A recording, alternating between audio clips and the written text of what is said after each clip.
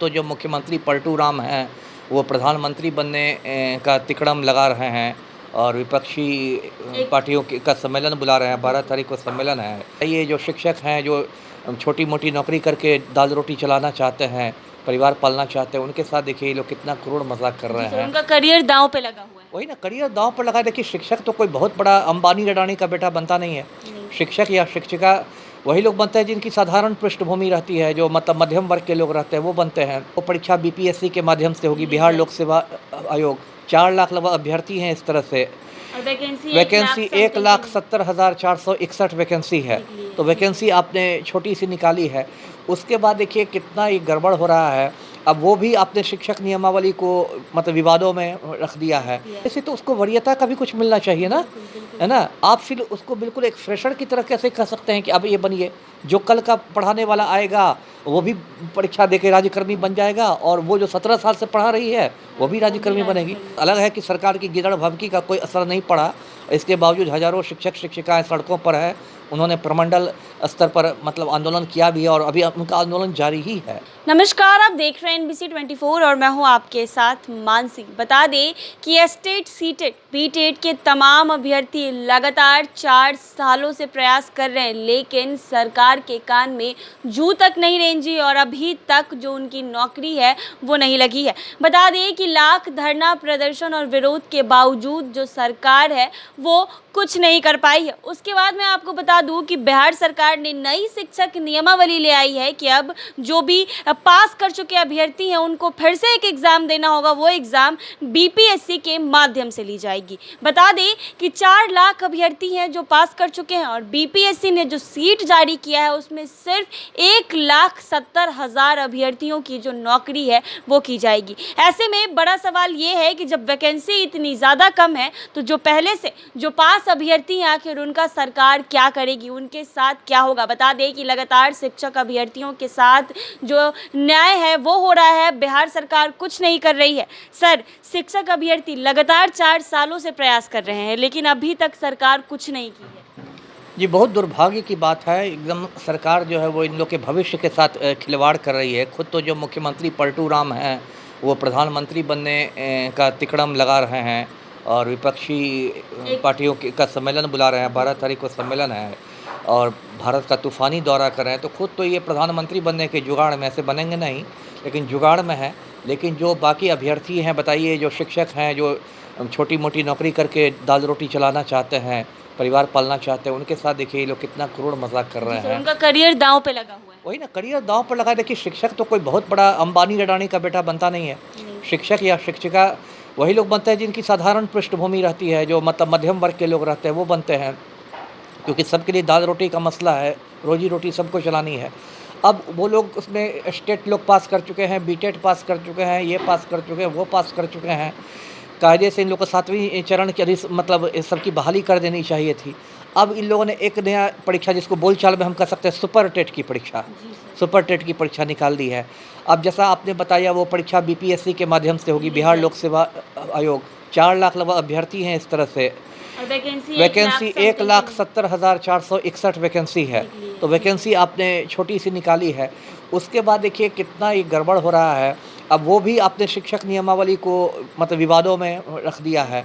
अब जो नियोजित शिक्षक हैं हज़ारों की संख्या में वो मतलब हैं सड़कों पर। अभी जुलाई में जो विधानमंडल का नया सत्र शुरू होगा, बिहार विधानमंडल का जुलाई में मानसून सत्र, तो उन शिक्षक नेताओं ने धमकी दी है कि हम लोग लाखों शिक्षकों से घेराव कराएंगे विधानमंडल का, है ना। क्योंकि देखिए इन लोगों ने कहा है कि यदि नियोजित शिक्षकों को भी राज्यकर्मी का दर्जा पाना है तो उनको भी वो परीक्षा देनी पड़ेगी। ये लोग ऑलरेडी एग्जाम देकर पास कर चुके हैं। वही बात है। और साथ ही साथ वरीयता का प्रश्न भी है ना, सीनियरिटी का भी प्रश्न है।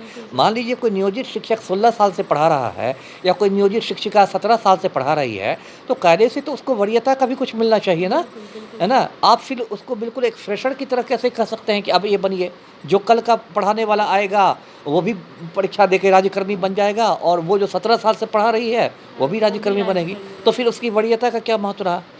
तो ये तो उन लोग के साथ अन्याय है। अब उनको डराने धमकाने के लिए सरकार ने एक फतवा जारी कर दिया था बीच में। जो अपर मुख्य सचिव हैं श्री दीपक कुमार सिंह शिक्षा विभाग के, उन्होंने एक नियोजित शिक्षकों को डराने के लिए पत्र निकाल दिया था कि कोई नियोजित शिक्षक यदि भाग लेगा आंदोलन में तो उस पर अनुशासन की कार्रवाई की जाएगी, दंडात्मक कार्रवाई होगी। ये बात अलग है कि सरकार की गिदड़ भभकी का कोई असर नहीं पड़ा, इसके बावजूद हज़ारों शिक्षक शिक्षिकाएं सड़कों पर है। उन्होंने प्रमंडल स्तर पर मतलब आंदोलन किया भी है और अभी उनका आंदोलन जारी ही है। तो ये सब देखिए क्या मजाक चल रहा है। अब इसमें देखिए 3 तरह के शिक्षक शिक्षिकाओं की नियुक्ति होगी। एक जो प्राथमिक में पढ़ाते हैं, सबसे ज़्यादा वैकेंसीज उन्हीं लोगों की है, फिर माध्यमिक भी है, फिर आपको उच्च माध्यमिक है। अब इतने तरह का इन्होंने कैटेगराइज कर दिया। मैं भी सुन रहा था, एक शिक्षक नेता का मैं इंटरव्यू देख रहा था, वो कह रहे थे कि एक-एक स्कूल में 4-4, 5-5 किस्म के शिक्षक पढ़ाएंगे। मतलब कोई नियोजित शिक्षक है वो पढ़ाएगा, कोई नियोजित शिक्षक ऐसा है जो इस परीक्षा में पास करके राज्यकर्मी बन गया वो पढ़ाएगा, कोई नियोजित शिक्षक ऐसा है जो परीक्षा में बैठा लेकिन फेल कर गया वो भी पढ़ाएगा, है ना। कोई मतलब एक ही विद्यालय में अलग अलग वेतनमान में लोग पढ़ाना, बताइए आपने क्या इसको मजाक बना दिया है। दूसरा जो बड़ा प्रश्न है कि बीच में सरकार ने, बिहार सरकार ने ही किया था कि सभी विद्यालयों में, सरकारी विद्यालयों में पुस्तकालय बनेगा और पुस्तकालय अध्यक्ष के पद का सृजन हुआ था और कहा गया था कि जो लाइब्रेरी साइंस वगैरह करते हैं, जिनका पुस्तकालय का ये रहता है, वो लोग को पुस्तकालय अध्यक्ष बनाया जाएगा। अभी जो विज्ञापन निकला है, लेटेस्ट विज्ञापन जो निकाला है बीपीएससी ने, उसमें पुस्तकालय अध्यक्ष के पद की कोई चर्चा ही नहीं है। कोई चर्चा नहीं। वो पद ही को वो पद को ही गायब कर दिया गया। वो पद ही अंतर्धान विलीन हो गया है। फिर शारीरिक शिक्षकों की बात थी कि शारीरिक शिक्षकों की नियुक्ति होगी स्कूल में, जो पीटी टीचर वगैरह जो पीटी कराते हैं बच्चों को। और नए में जो अभी जो विज्ञापन आया है उसमें कोई नहीं है, उसमें शारीरिक शिक्षकों का जिक्र ही नहीं है, वो हवा में चले गए हैं। अब देखिए इस सरकार का खेल समझिए, सरकार किस तरह बेवकूफ़ बनाती है। तेजस्वी जी जो डिप्टी सीएम है, उन्होंने कहा था कि पहले कैबिनेट में बैठक होगी मैं 10 लाख को। एक तो यही बात बहुत हास्यास्पद है। सरकार में तो एक चपरासी की बहाली होती है तो एक प्रक्रिया के तहत होती है, उसमें भी विज्ञापन निकलता है, आरक्षण नियमों का पालन होता है, रोस्टर का पालन होता है। ऐसे थोड़ी ही है कि आप मुग़ल बादशाह हैं कि एक बार एक आप करके शाही फरमान निकाल दीजिएगा। लेकिन ठीक है, चुनाव में कह दिया, जैसे मोदी जी सबको 15 लाख दे रहे थे तो तेजस्वी जी भी कह दिया 10 लाख। 10 लाख तो किसी को मिला नहीं। 10 कैबिनेट की बैठक हो गई लेकिन 10 नौकरी भी नहीं मिली। 10 नौकरियां नहीं मिली। अब देखिए अभी सरकार ने ये भी विज्ञापन क्यों निकाला है बीपीएससी का, क्योंकि 10 महीने बाद लोकसभा चुनाव है। पलटू राम को टेंशन है कि भाई 40 सीटों में एक बहुत बड़ा मतलब मुद्दा है। मान लीजिए 4 लाख अभ्यर्थी हैं तो हर अभ्यर्थी के 5-6 लोगों का तो परिवार भी होता है, तो 20-22 लाख तो ऐसे ही इनके वोटर्स हैं। तो ये इसलिए विज्ञापन निकाल दिया गया, जिसको ऐसे हम चुनावी लॉलीपॉप कहिए, चुनावी झुंझुना कहिए। ये जान रहे हैं कि कुछ नियुक्ति होने वाली नहीं है, क्योंकि देखिए इसको पॉलिटिकल प्रोपेगेंडा बना के रखा है। बिल्कुल, क्योंकि सब जान रहे हैं कि अगले साल फरवरी आते आते आचार संहिता लग जाएगा, है ना। उसके बाद फिर पलटू राम रोना रोएंगे कि देखिए अब तो चुनाव आयोग ने आचार संहिता लगा दी है, अब तो हम बहाली कर नहीं सकते, अब तो मेरे हाथ बन गए हैं, अब तो फल्ला हो गया है, चिल्ला हो गया है, अब फिर 25 के विधानसभा चुनाव का वेट कीजिए। तब भी खींच सकते हैं। मतलब सिर्फ अभ्यर्थियों का जो करियर है वो मुख्यमंत्री ने बर्बाद करके छोड़ दिया है। और बताइए कितना फ्रस्ट्रेशन है, कितना या क्या इस मुख्यमंत्री। कितनों की तो शादी टूट गई है, कितनों ने तो मतलब बताते हैं कि मैम हमारी शादी होनी थी, शादी। बिल्कुल, ये स्वाभाविक है। हमारे समाज में जो शादियां होती है उसमें जो लड़के का करियर होता है, जो लड़के की नौकरी होती है, वो एक बड़ा मसला होता है ना। कोई भी अपनी लड़की की शादी उस लड़के से नहीं करना चाहता है जिसका कोई मतलब आजीविका का स्रोत नहीं हो। तो ये स्वाभाविक है, ये एक सामाजिक समस्या है कि शायद शादी की भी उम्र निकल जाए। जब तक पलटू राम उनको नौकरी देते रहें तब तक शादी की उम्र निकल जाए। तो ये तो खैर एक अलग बात हो गई। लेकिन यदि करियर के हिसाब से भी देखा जाए तो आपने क्या मजाक बना के रख दिया है।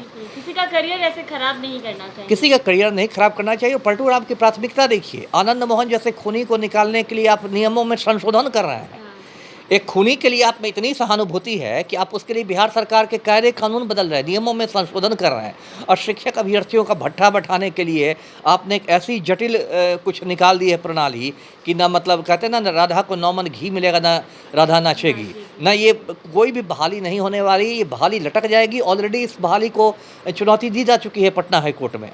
हो सकता है गर्मी की छुट्टियों के बाद हाईकोर्ट में सुनवाई हो, और हो सकता है इसका भी वही हसर हो जो जातीय जनगणना का हुआ था।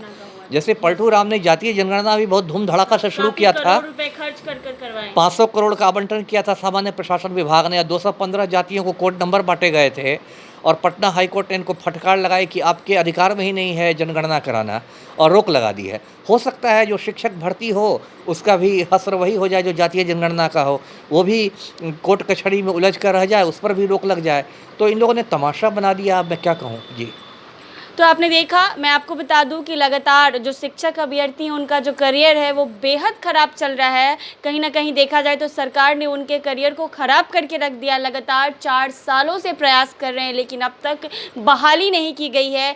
काफ़ी पहले भी उन लोगों ने एग्ज़ाम दे दिया है, अब एक फिर से नया एग्ज़ाम, इसका कोई मतलब नहीं बनता है। हालाँकि मैं आपको बता दूँ कि कहीं ना कहीं ऐसा लगता है कि बिहार सरकार इसको पॉलिटिकल एजेंडा बना रही है और सिर्फ इसको पॉलिटिक्स से जोड़ रही है, होने जाने वाला कुछ नहीं है। हालांकि देखने वाली बात होगी क्या वाकई बीपीएससी से एग्जाम होता है, और एग्जाम अगर होता भी है तो क्या शिक्षकों की बहाली की जाती है या नहीं, ये तो आने वाले समय में देखने वाली बात होगी। तब तक के लिए बने रहें मेरे साथ NBC 24 पर।